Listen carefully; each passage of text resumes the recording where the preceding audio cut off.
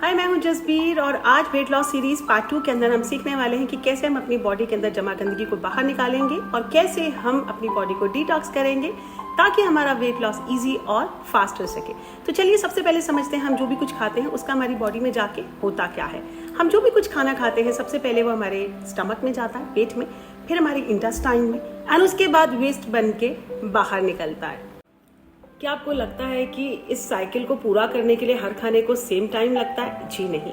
फलों को approximately 3 hours लगते हैं। 1 आवर स्टमक, 1 आवर वो स्मॉल इंटेस्टाइन में रहता है एंड 1 आवर वो लार्ज इंटेस्टाइन में रहता है। इसी तरीके से सब्जियों को अप्रॉक्सीमेटली 6 आवर्स एंड जितना भी हमारे कार्ब्स हैं, दाल, रोटी, चावल, इनको तकरीबन 18 घंटे हमारी डाइजेशन प्रोसेस में लगते हैं। साइकिल को पूरा करने में टोटल इतना समय लगता है। समझने वाली बात यह है कि जिस खाने में जितना ज़्यादा वाटर होता है वो बहुत जल्दी से डाइजेस्ट होता है और जिसमें कम पानी है उसे ज़्यादा समय लगता है। अब हमें से ज़्यादातर लोग क्या करते हैं? हमें से ज़्यादातर लोग दिन में 3 से 4 बार हम लोग कार्ब्स खाते हैं, हम लोग खाना खाते हैं। हमने मॉर्निंग का ब्रेकफास्ट किया, हमने पोहा, इडली, सांभर कुछ भी खाया, कुछ भी हेल्दी ऑप्शन देख के।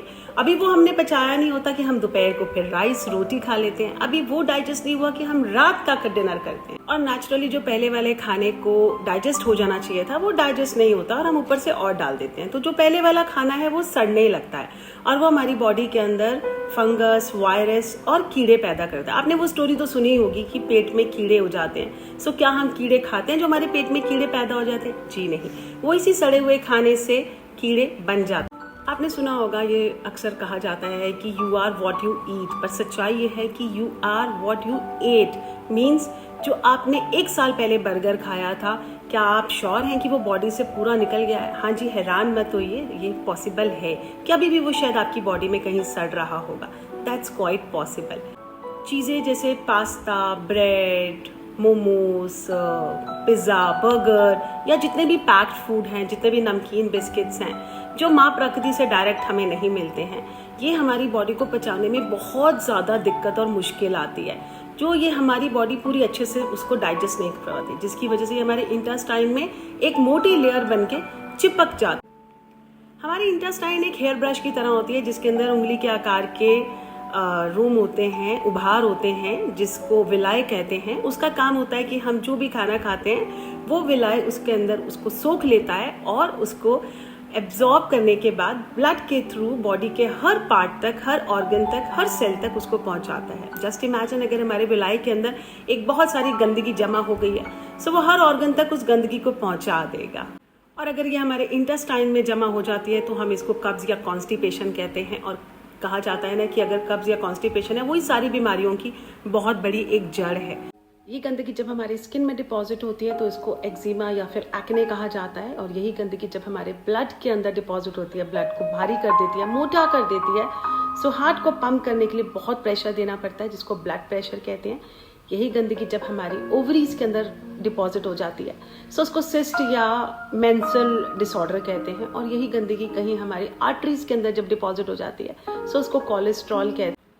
आज ये शायद बहुत छोटी बीमारी बनकर बैठी हो, मगर अगर हमने इसको साफ नहीं किया तो कल ये बहुत डेंजरस बीमारियों का रूप ले सकती है। सो जब आप अपनी बॉडी से इस गंदगी को साफ करेंगे तो ऑटोमेटिकली सारी बीमारियां धीरे धीरे ठीक होने लगेंगी, क्योंकि एक साफ और अच्छी और हेल्दी बॉडी के अंदर कोई बीमारी तो हो ही नहीं सकती।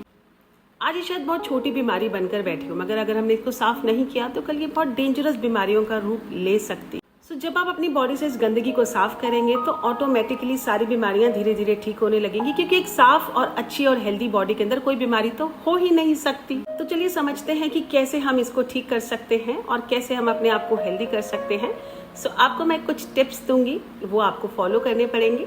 नंबर 1 और सबसे पहला जो टिप है दैट इज फास्टिंग, उपवास। जी डरिए मत, ऐसा नहीं है कि आपको पूरे दिन उपवास करना है, पूरे दिन कुछ नहीं खाना है, लेकिन हमें ये समझना पड़ेगा कि हमें फास्टिंग क्यों करनी है, हमें उपवास क्यों करना है। हमारे पास एक कार है और वो कार पेट्रोल से चलती है और अगर हम उसमें डीजल डाल देंगे तो क्या वो चलेगी? नहीं चलेगी। वो कैसे चलेगी? जब उसमें से हम उस डीजल को बाहर निकाल के पेट्रोल को वापस डालेंगे। हमें बस वही करना है। अपनी बॉडी में से पहले उस स्टोर्ड फैट को, स्टोर टॉक्सिक्स को, स्टोर कैलोरीज को और स्टोर गंदगी को बाहर निकालना है, तभी हम जाकर उसको ठीक कर पाएंगे। अब शायद आपको ये तो समझ में आ ही गया होगा कि हमें जितनी भी हमारे अंदर बीमारियां आती हैं वो सिर्फ और सिर्फ हमारे लाइफस्टाइल, हमारे खाने पीने से, हमारी गलत आदतों से आती हैं। उसी को करेक्ट करना है। तो वो टॉक्सिक्स निकालने के लिए सबसे पहले हमें क्या करना पड़ेगा? फास्टिंग। अब फास्टिंग कैसे काम करती है उसको समझते हैं। हमारी बॉडी के अंदर एक प्राण शक्ति होती है जिसे हीलिंग पावर कहते हैं। चलिए इसको एक दूसरे एग्जांपल से समझते हैं। कभी आपने देखा होगा, कभी किसी को फ्रैक्चर हो जाता है, उसका बोन टूट जाता है। फ्रैक्चर होने के बाद डॉक्टर क्या करते हैं? उसके ऊपर एक प्लास्टर लगा देते हैं। क्या वो हड्डी के अंदर कोई दवाई लगाते हैं या कुछ ट्रीटमेंट देते हैं? नहीं, वो सिर्फ एक प्लास्टर बांध देते हैं और कुछ समय के बाद 6 हफ्ते 8 हफ्ते के बाद हमारी हड्डी जुड़ जाती है। कैसे? क्योंकि हमारी बॉडी के अंदर एक हीलिंग पावर है। जब एक हड्डी जुड़ सकती है, सो हमारी जो हीलिंग पावर है, जो प्राण शक्ति है, क्या क्या हमारे वो डायबिटीज़ को, हमारे बीपी को, कोलेस्ट्रॉल को या हमारी बाकी बीमारियों को ठीक नहीं कर सकती? हमारी बॉडी को किसी बीमारी के बारे में नहीं पता, ये हमने ना। हमारी बॉडी 2 तरीके से काम करती है। पहला काम उसका होता है खाना, हमने जो भी खाया है उसे डाइजेस्ट करना और हमारी बॉडी को हील करना, प्राण शक्ति को काम करना, ताकि अंदर कुछ भी प्रॉब्लम है उसे ठीक करना। बट अनफॉर्चुनेटली हम उसे सेकेंड वाला काम तो करवा ही नहीं पाते हैं, बिकॉज हम 24 घंटा कुछ ना कुछ खाते रहते हैं, जिसकी वजह से हमारा सारा टाइम जो बॉडी का है, जो हीलिंग पावर है, जो प्राण शक्ति है, वो सिर्फ खाने को पचाने में ही लगी रहती है। कैसे हम उसको टाइम दे सकते हैं हीलिंग का? चलिए इसको इस तरीके से समझते हैं और उपवास को और फास्टिंग को थोड़ा सा समझते हैं। अगर आपका रात का खाना 8 बजे आपने खाया है, सो अगला जो आपका मील होना चाहिए, जो नेक्स्ट डे का मील होना चाहिए, वो होना चाहिए तकरीबन 12 बजे के करीब। इसको बोलते हैं 8:16 रेशियो। थोड़ा मुश्किल लग रहा है? चलिए थोड़ा और आसान बनाते हैं। स्टार्ट हम करते हैं 12 से 13 घंटे की फास्टिंग। टिप नंबर 1, रात का जो डिनर है वो आपको जल्दी करना है, अर्ली करना है। कोशिश कीजिए 7 बजे मैक्सिमम कर लीजिए। नेक्स्ट मॉर्निंग का जो आपका मील होना चाहिए, जो ब्रेकफास्ट होना चाहिए, वो 10 बजे तक के बाद होना चाहिए। कोशिश कीजिए कि हम उसको मेंटेन कर पाएं और इन बिटवीन आप कुछ भी ना खाएं, सो दैट आपकी बॉडी को डाइजेशन का भी बहुत सारा टाइम मिलेगा और हीलिंग का भी बहुत सारा टाइम मिलेगा।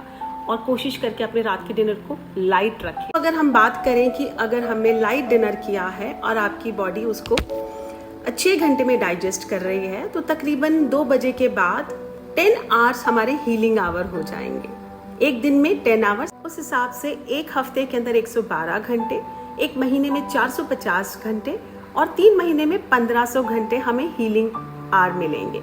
सो क्यों ना हमारी बॉडी से ये सारी की सारी बीमारियां दूर हो जाएंगी। जब हमारा फास्टिंग टाइम होता है तो हमारी बॉडी से जितनी भी गंदगी जहाँ भी जमा है वो बाहर निकलना शुरू हो जाता है। दूसरा इम्पॉर्टेंट टिप है एनीमा। चाहे आप रोज़ वॉशरूम जाते हैं, पर इसका मतलब ये नहीं है कि आपकी इंटेस्टाइन एकदम क्लीन है। इसको एक स्टोरी की तरह समझते हैं। अगर आपकी उम्र 30 साल है, अपनी उम्र से कंपेयर कीजिए, या आपके घर में 30 साल पुराने प्लम्बर वाले जो पाइप होते हैं जिसमें पानी भी निकल रहा है, जिसमें गार्बेज भी निकल रहा है, सो 30 साल के बाद वो कैसे दिखेंगे? उसमें बहुत सारी गंदगी जमा हो जाती है। तीसरा जो बहुत इंपॉर्टेंट टिप है डिटॉक्स करने का बॉडी को, वो है ठंडी पट्टी। जी हाँ, आपने सुना होगा या शायद किसी वीडियोस में भी देखा होगा कि एक ठंडी पट्टी को अपनी नाभि में पेट के चारों तरफ लपेट लिया जाता है। सो उसे लपेट लिया जाए, एक ठंडी पट्टी अपने गले में रखी जाए और एक ठंडी पट्टी अपने माथे पे रखी जाए। सो इस तरीके से बॉडी का जो टेम्परेचर है वो ठंडा गर्म होने के बाद बॉडी डिटॉक्स करने में बहुत मदद मिलती है। इसको भी डिटेल में समझने के लिए हम YouTube पे वीडियोस को रेफर कर सकते हैं। आप ये तीनों टिप्स को फॉलो कीजिए और उसके बाद अपने बॉडी के अंदर चेंजेस देखिए। उसके बाद जो नेक्स्ट स्टेप आता है वो आता है डाइट। क्या खाना है आपको, कैसे खाना है, कितना खाना है, कब खाना है, वो हमारे अगले वीडियो में हम कवर करेंगे। तब तक के लिए थैंक यू, बाय बाय।